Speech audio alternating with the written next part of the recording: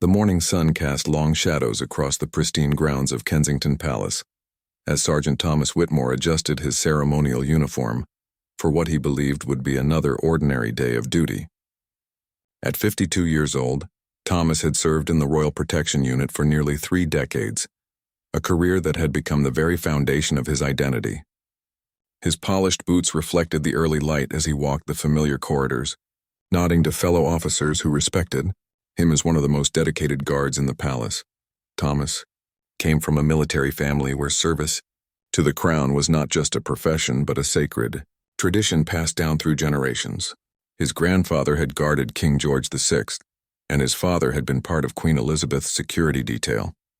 The weight of that legacy rested heavily on Thomas's shoulders, driving him to perfection in every aspect of his duty. He knew every corner of the palace, every protocol, and every member of the royal family by sight and habit. That particular morning started like countless others. Thomas stood at his designated post near the private family wing, his posture impeccable, his expression neutral but alert. The royal children would soon emerge for their morning routine, before heading to their tutors and scheduled activities. Prince George, now 11 years old, had grown from a shy toddler into a thoughtful young boy who carried himself with unexpected maturity for his age. As Thomas waited, he noticed movement in the corridor. Prince George appeared, dressed in his school uniform, his brown leather satchel slung over one shoulder. But something seemed different about the young prince this morning. His usual confident stride was absent, replaced by a slower, more hesitant pace.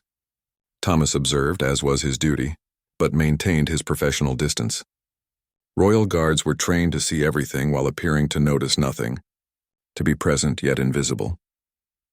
The young prince paused near a large window overlooking the gardens, and Thomas saw him reach up to wipe his eyes quickly. It was a gesture so small, so human, that it pierced through years of professional detachment. Thomas had witnessed many moments in his career, but something about this scene stirred an uncomfortable feeling in his chest. Prince George stood there for several long minutes, his small frame silhouetted against the grand window, and Thomas could see the boy's shoulders shaking slightly. Every instinct Thomas had developed over 30 years told him to maintain his position, to respect the invisible boundary between guard and royal family member. These were not just guidelines, but sacred rules that protected both the family's privacy and the integrity of the security service. Yet as he watched the young prince struggle with whatever burden he carried, Thomas felt torn between his duty and something deeper, something more fundamental than protocol. Prince George finally moved away from the window and continued down the corridor, passing within a few feet of Thomas's position. As he drew closer, Thomas could see the redness around the boy's eyes, the way he bit his lower lip to maintain composure. The prince glanced up at Thomas for just a moment, and in that brief exchange, Thomas saw something that would haunt him for days to come. A desperate plea for acknowledgement, for someone to notice that he was struggling. But Thomas did what he had been trained to do. He looked straight ahead, maintaining his professional bearing, allowing the young prince to pass without acknowledgement. It was the correct action according to every rule and regulation he had sworn to uphold. Yet as Prince George's footsteps faded down the corridor, Thomas felt a knot forming in his stomach, a sense that he had failed in some profound way that had nothing to do with security protocols. The rest of that day passed in its usual rhythm, but Thomas found his mind returning again and again to that morning encounter. During his afternoon shift, he stood at a different post, watching as Prince George returned from his lessons. The boy seemed to have composed himself, wearing the practiced smile that royal children learned early, but Thomas had seen behind that mask and he could not unsee it. That evening, as Thomas returned to his modest flat in London, he found himself unable to shake the image of the young prince standing alone by that window. His wife, Margaret, immediately sensed something was troubling him. After 40 years of marriage, she could read his moods like a familiar book. Over dinner, Thomas remained unusually quiet, pushing food around his plate without appetite. Margaret finally set down her fork and looked at him directly. She asked what was wrong, and Thomas struggled with how to answer. The rules of his position forbade discussing anything he witnessed while on duty, even with his wife. But Margaret was not asking for palace gossip. She was concerned about her husband's obvious distress.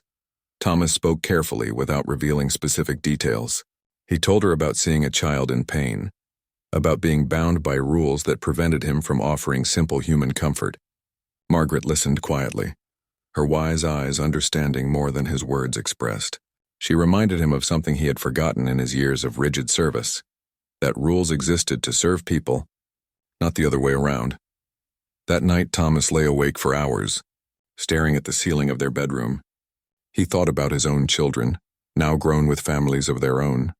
He remembered the times they had come to him with their childhood sorrows, how he had always been there to comfort them, to tell them everything would be all right. He thought about what it must be like for a young boy growing up in the constant spotlight, carrying the weight of future kingship, surrounded by protocol and expectation, with so few opportunities for genuine human connection. The next morning, Thomas returned to his post with a sense of purpose that felt both frightening and liberating. He did not know what he would do, or even if an opportunity would present itself, but he knew that something had shifted inside him, that the foundation of certainty upon which he had built his career was no longer solid ground. The palace operated with clockwork precision, and Thomas knew every gear in its mechanism. His second day after the window incident began with the usual morning briefing in the security office.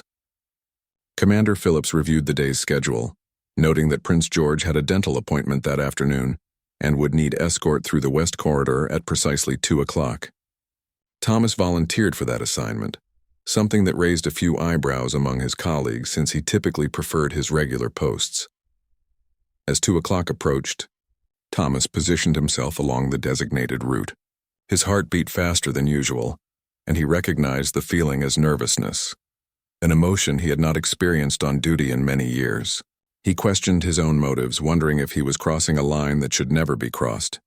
Yet the memory of that young boy's face, the silent plea in his eyes, pushed Thomas forward. Prince George appeared right on schedule, accompanied by his nanny, Miss Sarah Chen, a capable woman in her 30s who had been with the family for 5 years. The young prince walked with his characteristic quiet dignity, but Thomas noticed details others might miss. The boy's shoulders were tense, his jaw set in a way that suggested he was holding something back. As they passed Thomas's position, he heard Miss Chen speaking gently to the prince about the dental appointment, reassuring him that it would be quick and painless. Thomas made his decision in that instant. He fell into step behind them at a respectful distance, as was proper for security purposes. But when they reached a quiet section of the corridor where a large portrait of King George III hung in an alcove, Thomas cleared his throat softly. Miss Chen turned, surprised to see the senior guard following them so closely. Thomas asked if he might have a brief word with her regarding security protocols for the appointment. Miss Chen nodded and asked Prince George to wait by the portrait for just a moment.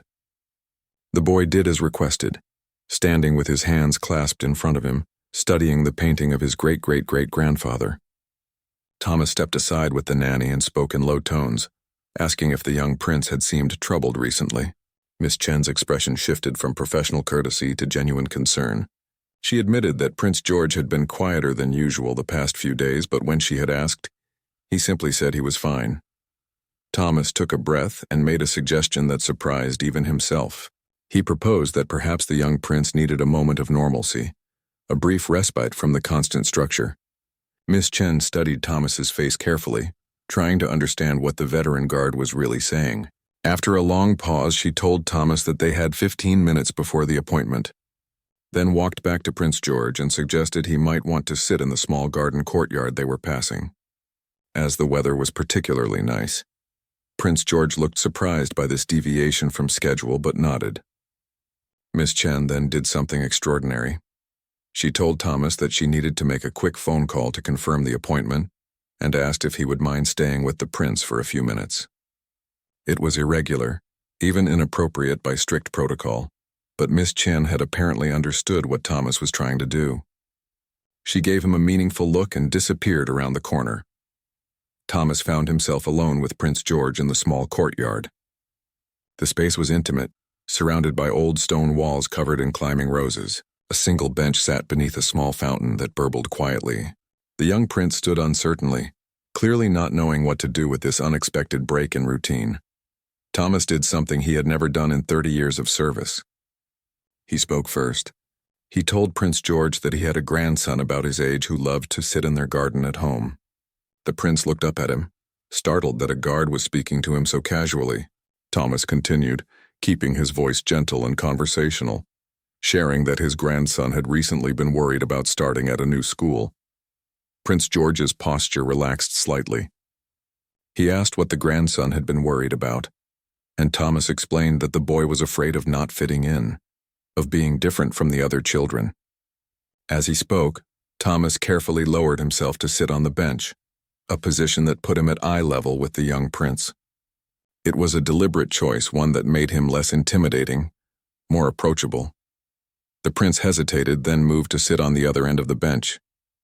For several minutes they sat in silence, listening to the fountain. Then Prince George spoke, his voice so quiet Thomas had to lean in slightly to hear. The boy said that sometimes he felt like everyone was watching him all the time, waiting for him to make a mistake. He said he loved his family and knew his life was privileged, but sometimes he just wanted to be normal, to make mistakes without everyone knowing about it. Thomas listened without interrupting, giving the young prince space to express feelings he had clearly been holding inside. Prince George talked about the pressure of always having to be perfect, of understanding from a very young age that his life was mapped out before him, that he would one day be king whether he felt ready or not. He spoke about missing his great-grandmother, Queen Elizabeth, who had always made him feel like it was okay to be unsure sometimes. The words poured out of the 11-year-old boy in a rush, as if a dam had finally broken.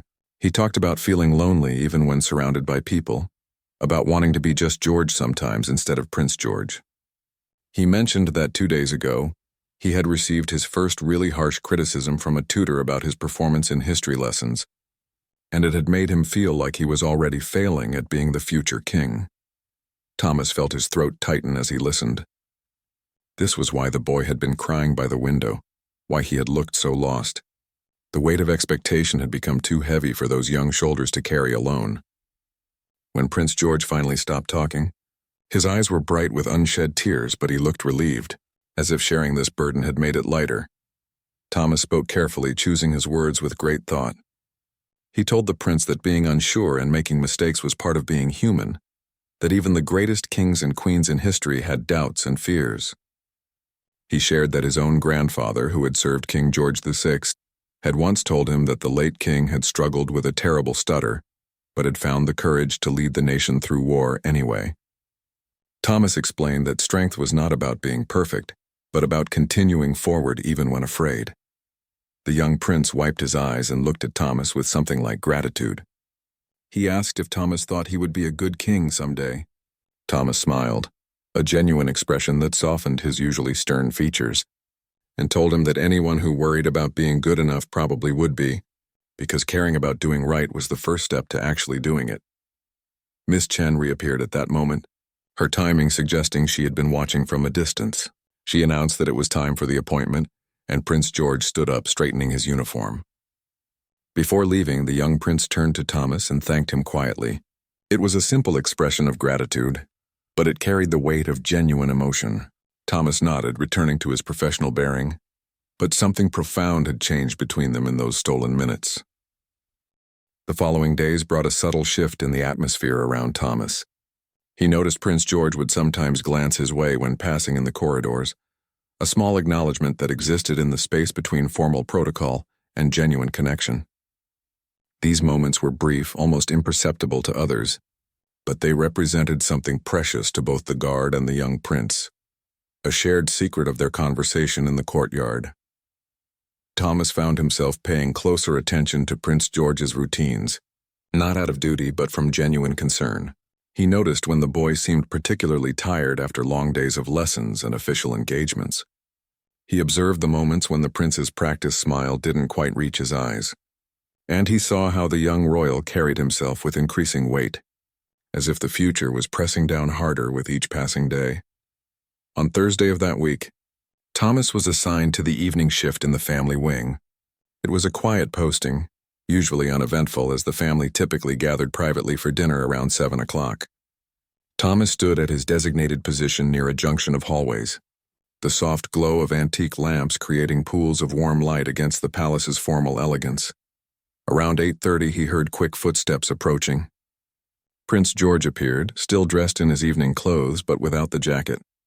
The boy was moving faster than usual, his face flushed. Thomas straightened instinctively, alert for any sign of danger or distress.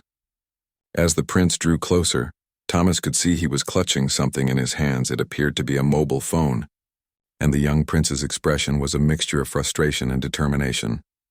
Prince George stopped abruptly when he saw Thomas, clearly not expecting to encounter anyone in this section of the palace at this hour. For a moment, the boy seemed torn between continuing forward and retreating. Thomas made a quick decision. He asked quietly if everything was all right, his tone conveying concern rather than official inquiry. The prince hesitated, then the words tumbled out. He had been arguing with his father about social media. All his friends at school had accounts where they could share photos and chat with each other, but his parents had forbidden him from having any public presence online. Prince George understood the security concerns, but he felt increasingly isolated from his peers. The argument had ended with his father taking away his phone for a week, and the young prince had been sent to his room. But instead of staying there, Prince George had decided to retrieve a backup device he kept hidden in his study. He was planning to set up a private account his parents would not know about, just so he could feel connected to his classmates. As he explained this to Thomas, the boy's voice wavered between defiance and uncertainty, as if he was trying to convince himself as much as seeking validation. Thomas felt the weight of this confession settle over him. What Prince George was describing was not just a typical adolescent rebellion, but a potential security breach that could have serious consequences. Any unauthorized online presence could be exploited by malicious actors, could expose the young prince to dangers his parents and security team worked tirelessly to prevent. Thomas knew his duty required him to report this immediately to his superiors and to the prince's parents. Yet he also saw before him an 11-year-old boy desperate for normalcy, for connection with peers, for the simple experience of growing up in the modern world that his classmates took for granted. Thomas remembered his own children navigating the early days of social media, the mistakes they had made, the lessons they had learned. But they had been free to make those mistakes in relative safety, without the eyes of the world watching. Thomas crouched down, bringing himself to eye level with the prince once again. He spoke carefully, asking Prince George to help him understand what he was feeling. The young prince's carefully maintained composure crumbled. He explained that at school, during breaks, his classmates would gather around their phones, sharing memes and videos, making plans through group chats. Prince George could only watch, always on the outside of these social circles because he could not participate. The boy described feeling like he lived in two completely different worlds, the modern world of his school friends and the protected traditional world of the palace. He said that sometimes he felt like a museum piece rather than a real person. His voice broke as he admitted that he was tired of being different, tired of having every decision made for him, tired of being protected from experiences that other children his age were allowed to have. Thomas listened to every word, his heart aching for this child who carried such adult concerns. When Prince George finished speaking, Thomas took a deep breath. He told the prince that he understood the frustration, truly understood it. But he also explained that some rules, even ones that felt unfair, existed because people loved him and wanted to keep him safe. Thomas shared a story from his own military service, describing a time when he had been stationed in a dangerous region and had been forbidden from contacting his family, except through official monitored channels. He had felt isolated and frustrated, wanting the simple comfort of hearing his children's voices freely, but he came to understand that those restrictions protected not just him but everyone he loved. The prince listened, his grip loosening slightly on the phone in his hands. Thomas continued, suggesting that perhaps the issue was not about breaking the rules but about finding a way to communicate his needs to his parents more effectively. He pointed out that Prince George had run away from the argument instead of staying to fully express how the isolation was affecting him. Thomas made a proposal. He suggested that the prince return to his quarters, and that tomorrow, Thomas would request a brief meeting with the prince's private secretary to discuss the possibility of arranging supervised, secure ways for Prince George to stay connected with his classmates. Perhaps there could be monitored group calls, or a secure messaging system that would allow social interaction while maintaining safety. Prince George looked doubtful, pointing out that such requests had been made before and denied. Thomas acknowledged this but suggested that perhaps the approach needed to change. Instead of asking for what other children had, perhaps the prince could work with his security team to develop something unique to his situation, showing that he understood the concerns while also advocating for his needs. The conversation lasted nearly 20 minutes, with Thomas carefully guiding the young prince toward understanding why security existed, while also validating his feelings of isolation. Gradually, Prince George's defensive posture softened. He looked at the phone in his hands, then back at Thomas, and admitted that he had been planning to do something he knew was wrong because he felt powerless to change his situation any other way. Thomas told him that recognizing this was a sign of maturity, and that using that maturity to find better solutions would serve him well, not just now but throughout his life. He reminded the prince that he would one day lead the nation, and that leadership often meant finding creative solutions to problems that seemed impossible. Finally, Prince George nodded slowly. He asked Thomas to promise that he would really try to help arrange some form of secure social connection. Thomas gave his word, knowing that making such a promise might complicate his own position but feeling that the commitment was necessary. The young prince then did something that surprised Thomas. He handed over the backup phone, entrusting the evidence of his near transgression to the guard.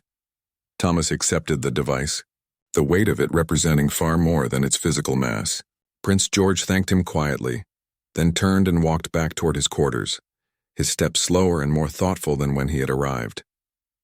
Thomas watched him go, feeling both relieved that a potential crisis had been averted and deeply troubled by the conversation that would now have to happen with his superiors. He stood alone in the corridor for several long minutes, holding the phone and contemplating the line he had just crossed. By not immediately reporting the prince's intentions, and by making promises on behalf of the security apparatus, Thomas had stepped outside his role. He had acted not as a guard but as a mentor, perhaps even as a friend, and while he believed his actions were right, he also knew they were not protocol. Morning arrived with a heaviness that Thomas felt in his bones. He had slept poorly, his mind replaying the previous evening's encounter and wrestling with the decisions that now lay before him. The backup phone sat on his bedside table, a small piece of technology that represented a moment of trust between a veteran guard and a young prince struggling with the constraints of his extraordinary life. Margaret had noticed his restlessness, asking over breakfast if he was feeling unwell. Thomas assured her he was fine, but they both knew it was not entirely true. As he prepared his uniform with his usual meticulous care, Thomas made his decision. He would speak with Commander Phillips before his shift began, laying out everything that had happened with complete honesty. Whatever consequences followed would be ones he accepted willingly. The commander's office was on the second floor of the security wing, a space that reflected decades of service with its dark wood paneling and photographs of various royal family members, alongside their protection details. Thomas knocked precisely at 7:30, as soon as he knew Phillips would be at his desk. The commander's gruff voice called him in. Commander Phillips was a stern man in his early 60s, respected throughout the service for his fair but uncompromising approach to protocol. He looked up from paperwork as Thomas entered, immediately sensing something unusual in his subordinate's demeanor. Phillips gestured to a chair across from his desk and asked what was on Thomas's mind. Thomas sat and began to speak, choosing his words carefully but holding nothing back. He described the initial incident of seeing Prince George distressed by the window, the conversation in the courtyard facilitated by Miss Chen, and the previous evening's encounter regarding the social media situation. He placed the backup phone on the commander's desk and explained how Prince George had entrusted it to him after their discussion. Phillips listened without interruption, his expression growing increasingly grave as the story unfolded. When Thomas finished, silence filled the office. The commander picked up the phone, examining it thoughtfully, then set it down and looked directly at Thomas. He asked a single question. Why had Thomas not reported any of this through proper channels immediately? Thomas met his superior's gaze steadily. He explained that he had seen a child suffering under weight too heavy for young shoulders, and that strict adherence to protocol in those moments had felt like a betrayal of something more fundamental than rules. He acknowledged that his actions had been irregular, possibly even violations of his duty, but stated that he could not regret having offered comfort to a young boy who desperately needed it. Commander Phillips leaned back in his chair, pressing his fingertips together in a gesture Thomas had seen many times when the commander was thinking deeply. After what felt like an eternity, Phillips spoke. He told Thomas that he understood the impulse, perhaps more than Thomas realized, but that the Royal Protection Unit operated on strict protocols for critical reasons. Individual officers could not make unilateral decisions about engaging with family members, no matter how compassionate their intentions. The commander explained that Thomas's actions, however well-meaning, had created a relationship with Prince George that existed outside the proper boundaries. The young prince now saw Thomas as someone he could confide in, turn to for help, which placed both of them in complicated positions. Phillips pointed out that if word of these interactions reached certain administrators, or if anything had gone wrong during these unsupervised conversations, Thomas's entire career could be destroyed. Thomas nodded, accepting these truths. He told Phillips that he understood the gravity of his choices and was prepared to face whatever consequences were deemed appropriate. But he also said something that surprised even himself, that if faced with the same situations again, he was not certain he would act differently, because seeing a child in genuine emotional distress and doing nothing had felt wrong in a way that transcended his training. Commander Phillips studied Thomas for a long moment, and something shifted in his expression. The stern commander's facade softened slightly, revealing the human being beneath the rank. Phillips shared that he had a daughter who was now grown, but he remembered when she was about Prince George's age and had struggled with anxiety. He described feeling helpless as a parent, watching his child suffer while trying to find the right way to help. The commander then made an unexpected admission. He said that protocol and security were essential, but that sometimes the service forgot that they were protecting human beings, not just symbols or positions. He suggested that perhaps Thomas's instincts, while improperly executed, had identified a real gap in how the royal family's emotional well-being was supported, particularly for the children growing up under such extraordinary pressure. Phillips made a decision. He would not formally report Thomas's breach of protocol, but the situation required resolution. He proposed that Thomas should request a meeting with the Prince and Princess of Wales to discuss Prince George's struggles with maintaining peer connections within security constraints. Thomas would present this not as a guard who had overstepped, but as a senior officer who had observed concerning signs of isolation in the young prince. The commander explained that this approach would allow the concerns to reach the parents through appropriate channels while protecting both Thomas and Prince George from the fallout of their irregular interactions. Phillips would arrange the meeting for that afternoon, giving Thomas time to prepare his thoughts. However, Phillips was explicit. After this meeting, Thomas would need to return to standard protocol with Prince George, maintaining professional distance regardless of any relationship that had developed. Thomas understood and agreed. The meeting was set for 4 o'clock in the Prince and Princess's private study. As Thomas left the commander's office, he felt both relieved and apprehensive.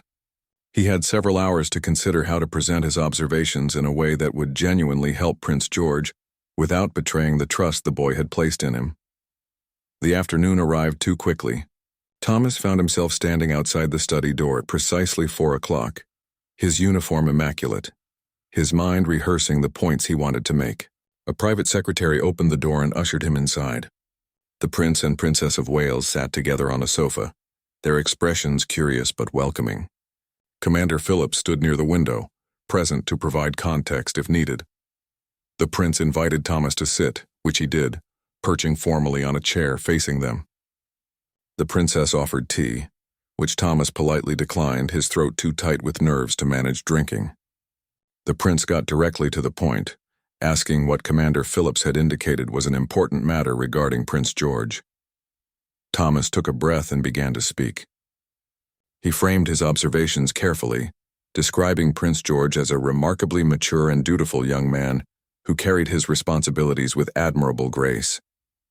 But, Thomas continued, he had noticed signs of increasing isolation that seemed to be affecting the young prince's emotional well-being.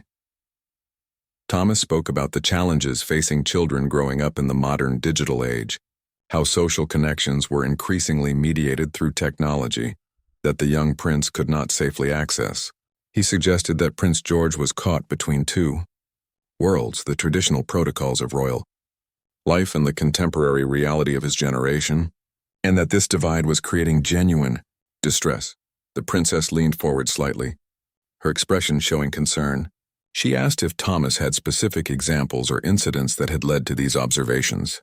Thomas chose his words carefully, mentioning that he had noticed the prince seemed particularly withdrawn after school days and had overheard conversations suggesting Prince George felt excluded from his peer group's social activities.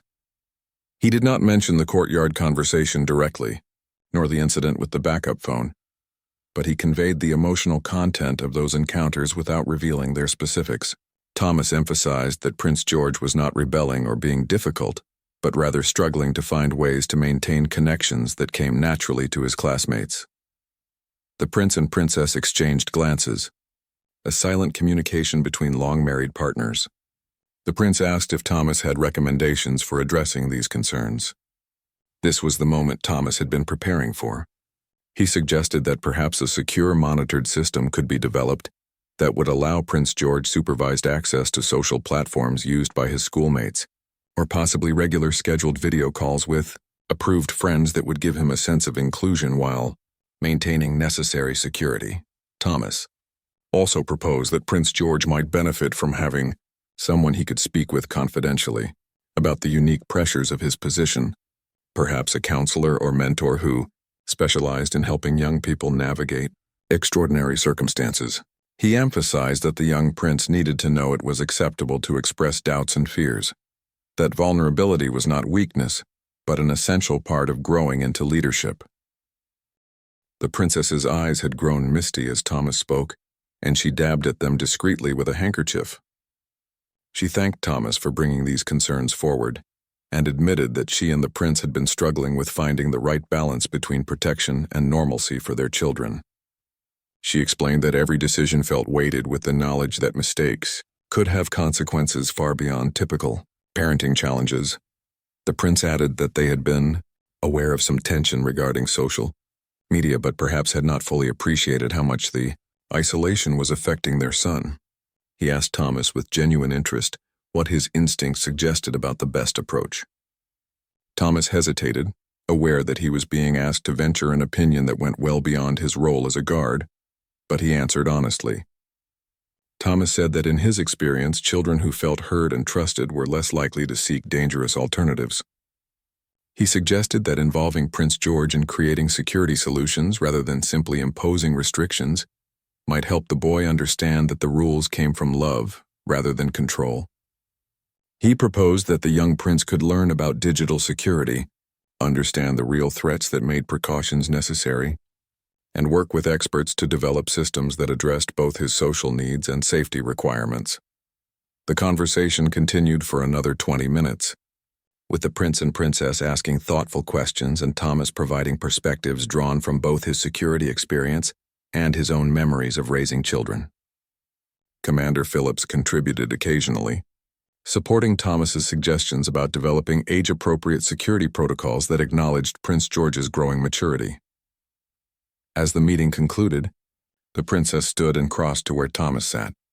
She placed a hand gently on his shoulder and told him that his obvious care for their son's well-being was deeply appreciated. She said that good security was not just about physical protection, but about helping their children grow into healthy, balanced adults, despite the extraordinary pressures they faced. The princess promised that they would implement several of Thomas's suggestions immediately and would arrange for Prince George to have access to better emotional support. The prince also expressed his gratitude, noting that it took courage for Thomas to bring forward observations that could have been interpreted as criticism of their parenting. He assured Thomas that they valued the perspective of someone who saw their children regularly but from a different vantage point than family or tutors. Thomas left the meeting, feeling emotionally drained but cautiously hopeful.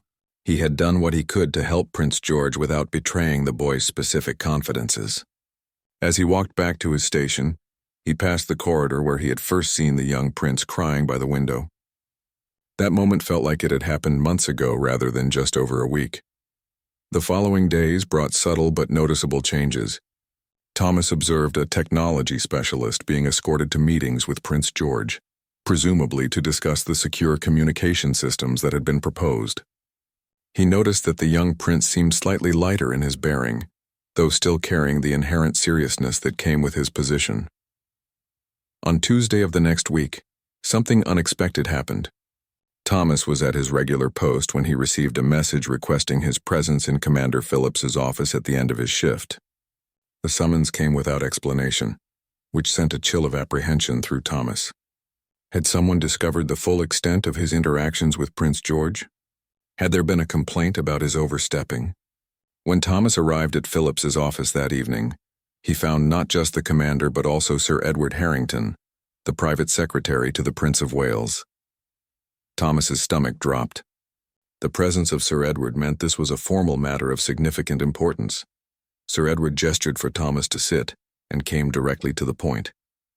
He explained that the Prince and Princess of Wales had been extremely impressed with Thomas's observations and recommendations regarding Prince George.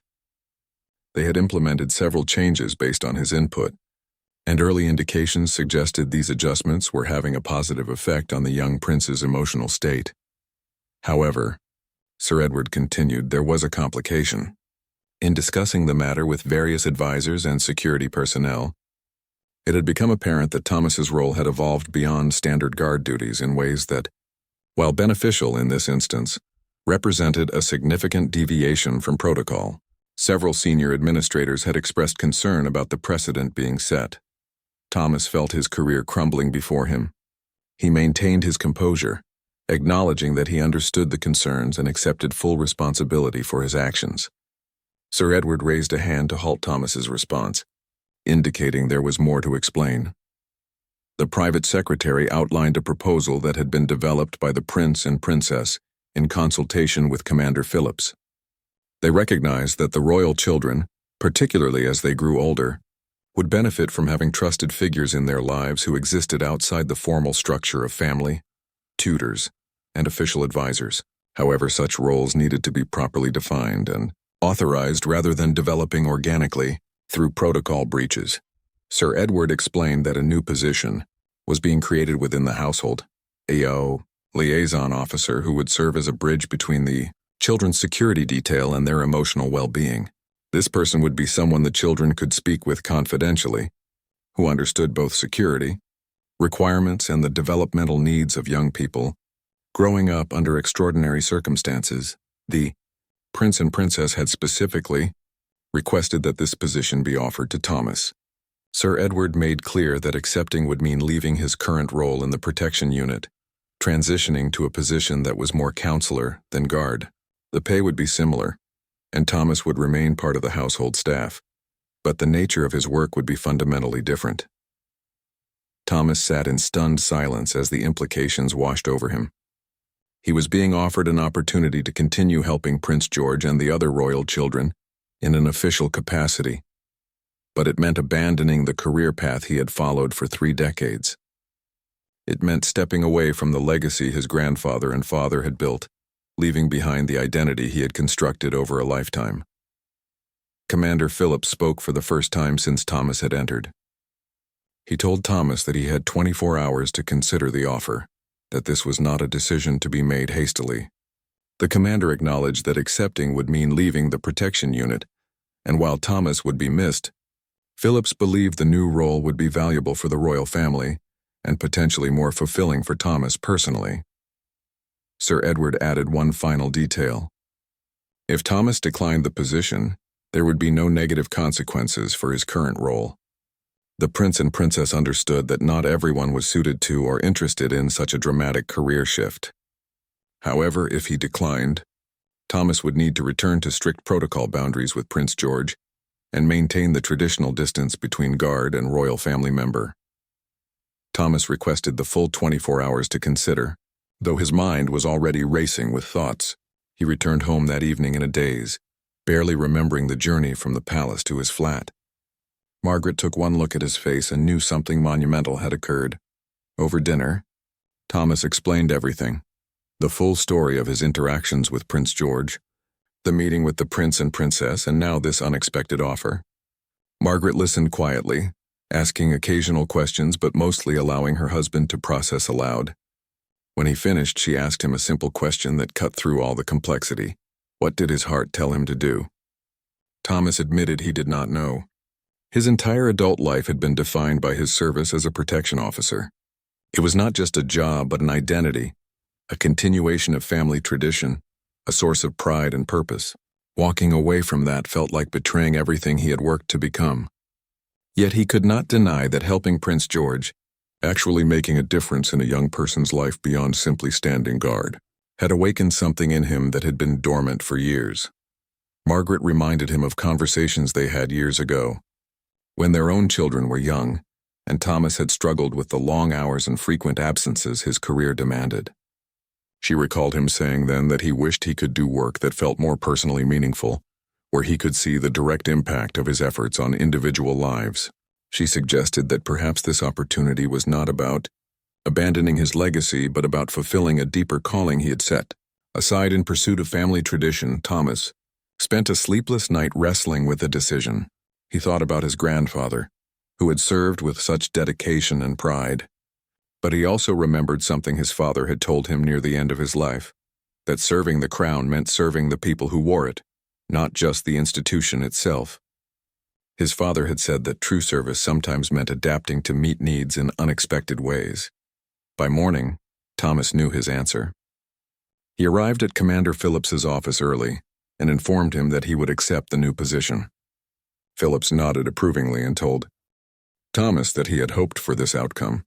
The commander explained that the transition would take several weeks, during which Thomas would be trained in counseling techniques, child psychology, and conflict resolution by professionals who specialized in working with young people in high-pressure situations. The news spread quickly through the security unit. Thomas's colleagues had mixed reactions. Some congratulated him on the unique opportunity, while others expressed confusion about why he would leave active protection duty. A few of the older guards seemed almost offended, viewing his choice as a rejection of their shared profession. Thomas accepted all responses with quiet dignity, understanding that his decision challenged assumptions about what service to the royal family could look like. The most difficult conversation was with his former partner, Michael Davies, who had worked alongside Thomas for 15 years. Michael confronted him one afternoon, asking bluntly if Thomas thought he was better than the rest of them, too good for guard duty. Thomas patiently explained that his choice was not about superiority, but about recognizing that he had something different to offer, a way to serve that happened to align with a need the family had identified. Michael eventually softened, admitting he was simply going to miss having Thomas as his partner. They had developed the kind of wordless communication that came from years of working together, and Michael was uncertain about adjusting to someone new. Thomas assured him that their friendship would continue, that changing roles did not mean abandoning relationships. During his final week as a guard, Thomas maintained his usual posts and routines, but there was a bittersweet quality to every shift. He noticed details he had taken for granted: the weight of his ceremonial uniform, the sound of his boots on marble floors, the particular way afternoon light fell through the palace windows. These elements had been the backdrop of his adult life, and soon they would become memories rather than daily experiences. On his last day in uniform, Commander Phillips organized a small ceremony in the security office. It was not a retirement. Thomas was simply transitioning to a different role, but Phillips recognized that it marked the end of an era. The commander presented Thomas with a framed photograph of himself standing at his post, a dignified figure representing decades of dedicated service. Phillips spoke briefly about Thomas's exemplary record and noted that his new role represented an evolution in how the household supported the royal family's well-being. Thomas's voice was thick with emotion as he thanked his colleagues and reflected on the honor of serving alongside them. He emphasized that he was not leaving because he thought less of guard duty, but because he had been called to serve in a different capacity. He expressed hope that his new role would complement the security work his former colleagues continued to do, creating a more comprehensive support system for the royal children. The transition into his new role proved more challenging than Thomas had anticipated. His first weeks were filled with intensive training sessions where specialists taught him about child development, trauma-informed communication, and strategies for supporting young people facing unique pressures. Thomas, who had spent 30 years perfecting the art of maintaining physical safety, now had to learn the subtler skills of protecting emotional well-being. He met with child psychologists who worked with families in high-profile positions, learning about the specific challenges children faced when growing up in the public eye. He studied how to create safe conversational spaces, how to recognize signs of anxiety or depression, and how to help young people develop healthy coping mechanisms. The training was humbling, revealing how much Thomas did not know about the inner workings of young minds. His official title became Children's Well-Being Liaison, and his office was established in a quiet corner of the palace that was accessible to the royal children, but separate from the formal security operations. The room was decorated to feel warm and informal, comfortable chairs, soft lighting, and shelves lined with books rather than the austere functionality of his former workspace. The first official meeting with Prince George took place on a Tuesday afternoon, scheduled through the prince's private secretary to ensure proper protocol. Thomas felt unexpectedly nervous as he waited in his new office. When Prince George arrived, accompanied initially by Miss Chen, who then discreetly withdrew, there was a moment of awkward silence. The easy rapport they had shared during their irregular encounters now had to be re-established within formal boundaries. Prince George spoke first, admitting that the whole situation felt strange. Thomas agreed, acknowledging that they were both navigating unfamiliar territory. He explained that while his role had changed, his genuine care for the prince's well-being had not. The difference was that now they could talk openly, with the full knowledge and support of Prince George's parents, which meant there was no need for secrecy or concern about breaking rules. The young prince visibly relaxed at this reassurance.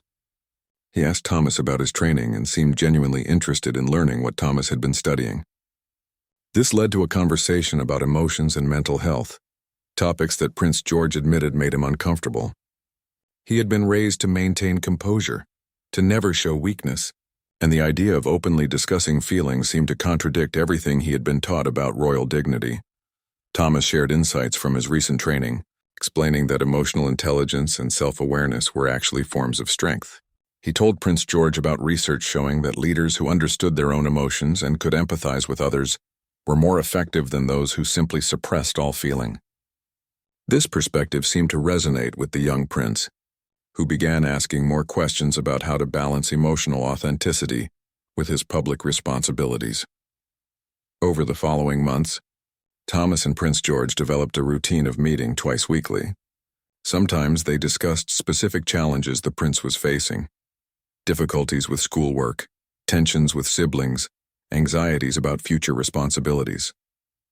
Other times they simply talked about ordinary topics like football, books, or video games that Prince George had been allowed to play under supervised conditions. The secure communication system that had been developed after Thomas's initial recommendations proved successful. Prince George now had monitored access to group chats with approved classmates, allowing him to participate in the social dynamics of his peer group while maintaining necessary security. The prince reported feeling significantly less isolated, and his parents noted improvements in his mood and confidence. Thomas also began working with Princess Charlotte and Prince Louis as they grew older and faced their own unique challenges. Charlotte, confident and outgoing, struggled with the comparison to her older brother and the uncertainty of her future role in the monarchy. Louis, the youngest, sometimes felt overlooked in the family dynamic. Thomas adapted his approach to each child's personality and needs, becoming a trusted figure in their lives. One afternoon in late autumn, nearly 6 months after Thomas had transitioned to his new role, Prince George arrived at their scheduled meeting with something weighing heavily on his mind. He had been selected to give a speech at a school event, and the thought of public speaking terrified him. The young prince explained that he knew public speaking was a skill he would need throughout his life, that his great-grandmother Queen Elizabeth and his grandfather King Charles were both excellent speakers, but he felt paralyzed by the fear of making mistakes in front of an audience. Thomas listened carefully, then asked if they could try an exercise. He suggested that Prince George give a practice version of the speech right there, with Thomas as the only audience member. The prince hesitated but agreed. As he began speaking, his voice shook and he stumbled over words, eventually stopping in frustration and declaring he could not do it. Rather than offering immediate reassurance, Thomas asked Prince George to describe exactly what he feared would happen if he made mistakes during the actual speech. The prince listed his fears: that people would think he was stupid, that he would embarrass his family, that the mistakes would be recorded and shared online forever. Thomas asked if those fears were based on things that had actually happened or on imagination. Prince George admitted they were mostly imagined worst-case scenarios. Thomas then shared a story from his own life. He described giving testimony in court years ago during a security incident investigation.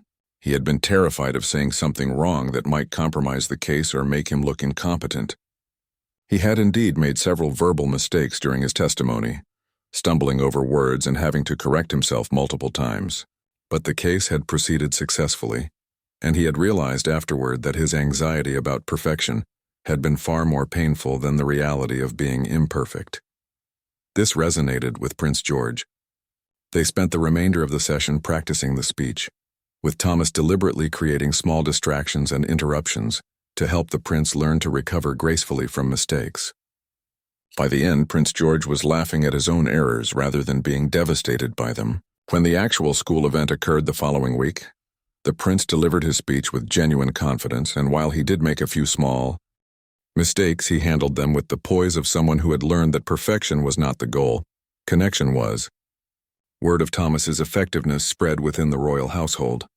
Other staff members began seeking his advice about how to support the children or address behavioral concerns.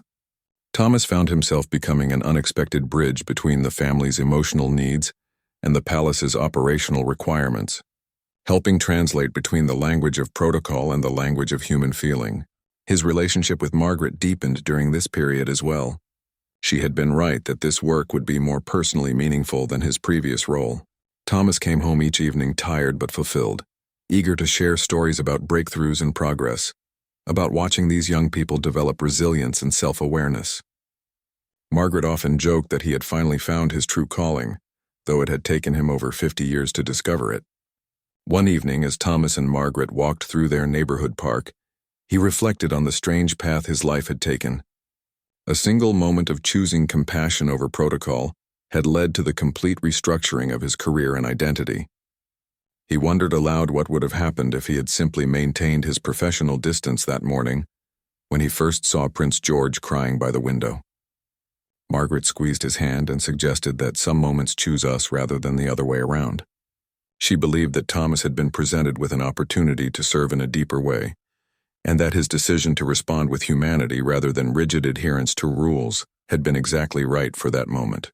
She reminded him that true service was about meeting people where they actually needed help, not where policy dictated assistance should be provided. Thomas had to agree. His legacy would not be defined by years of standing at attention in a ceremonial uniform, as honorable as that service had been. Instead, he would be remembered as someone who saw a child suffering and chose to act, someone who valued human connection enough to risk everything he had built on its behalf. Prince George had recently turned 12, and Thomas could see the boy maturing into a thoughtful young man who was learning to navigate his extraordinary life with increasing grace. The young prince had developed better emotional vocabulary, could articulate his needs more clearly to his parents, and had learned strategies for managing the anxiety that came with his position. Most importantly, he understood that asking for help was not weakness but wisdom.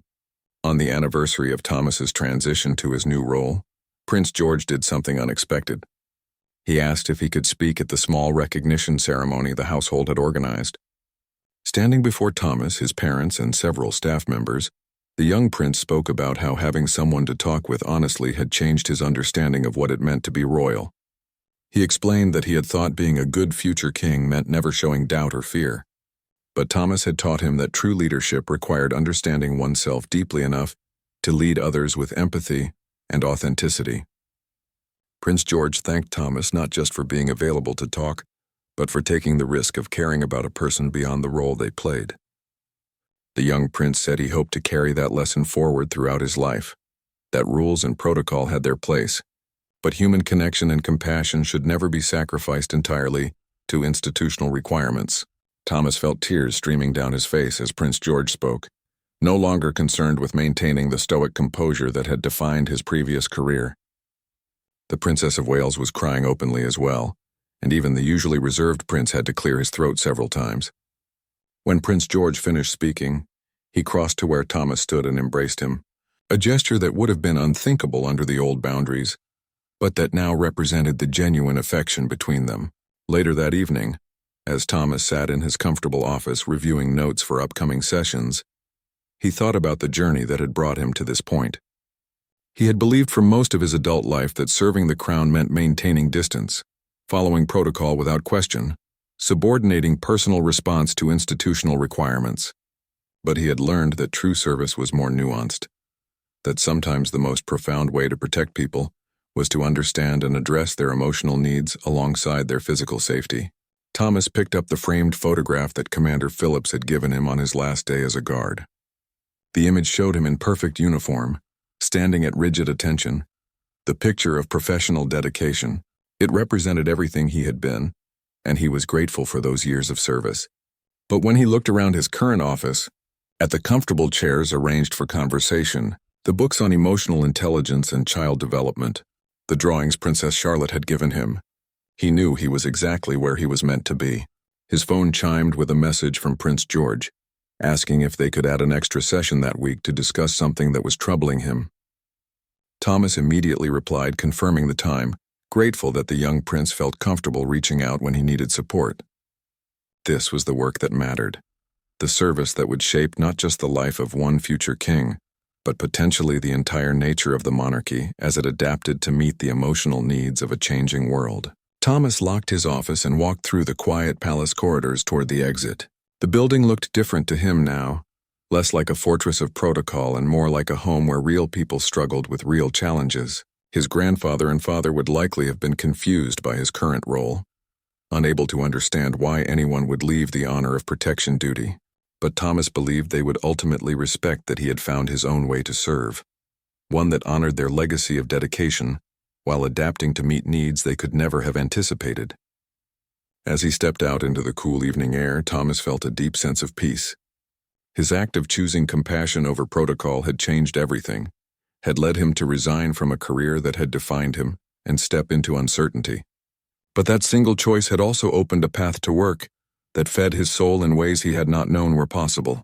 And somewhere in the palace behind him, a young boy who would one day be king was learning that vulnerability and strength could coexist, that asking for help was courage, and that being truly seen and understood was one of the most profound gifts another person could offer.